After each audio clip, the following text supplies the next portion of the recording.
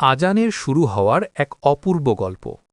মদিনায় হিজরতের পর মুসলমানদের সামনে একটি গুরুত্বপূর্ণ প্রশ্ন এসে দাঁড়াল। নামাজের সময় হলে মানুষকে কিভাবে একত্র করা হবে। কেউ বলল ঘণ্টা বাজানো হোক, আবার কেউ প্রস্তাব দিল শিঙ্গা বাজানো হোক। কিন্তু নবী মুহাম্মদ সাল্লাল্লাহু আলাইহি ওয়াসাল্লাম এসব পদ্ধতি পছন্দ করলেন না। ঠিক তখনই এক আশ্চর্য ঘটনা ঘটল।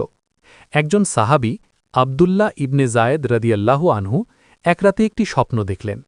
স্বপ্নে তিনি দেখলেন একজন ব্যক্তি তাকে আজানের সেই সুমধুর শব্দগুলো শিখিয়ে দিচ্ছেন, আল্লাহু আকবার, আল্লাহু আকবার। সকালে তিনি তাড়াতাড়ি নবী সাল্লাল্লাহু আলাইহি ওয়াসাল্লামের কাছে গেলেন এবং পুরো ঘটনাটি বললেন। নবী সাল্লাল্লাহু আলাইহি ওয়াসাল্লাম শান্ত কণ্ঠে বললেন, এটি একটি সত্য স্বপ্ন।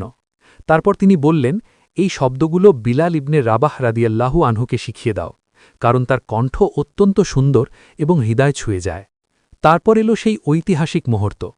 বিলাল রাদিয়াল্লাহু আনহু উচ্চস্বরে প্রথম আজান দিলেন, আল্লাহু আকবার, আল্লাহু আকবার। চারদিকে ছড়িয়ে পড়ল সেই পবিত্র আহ্বান। ঠিক তখনই উমার ইবনে খাত্তাব রাদিয়াল্লাহু আনহু দৌড়ে এসে বললেন, হে আল্লাহর রসূল, আমিও একই স্বপ্ন দেখেছি।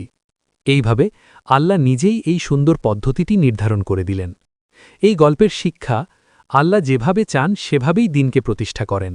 সঠিক কাজের জন্য সঠিক পদ্ধতি বেছে নেওয়া জরুরি। আর আজান শুধু একটি ডাক নয়, এটা ইসলামের এক জীবন্ত পরিচয়। আজও পৃথিবীর প্রতিটি মসজিদে যে আজান ধ্বনিত হয়, তার শুরু এই সুন্দর বরকতময় ঘটনাটির মাধ্যমেই।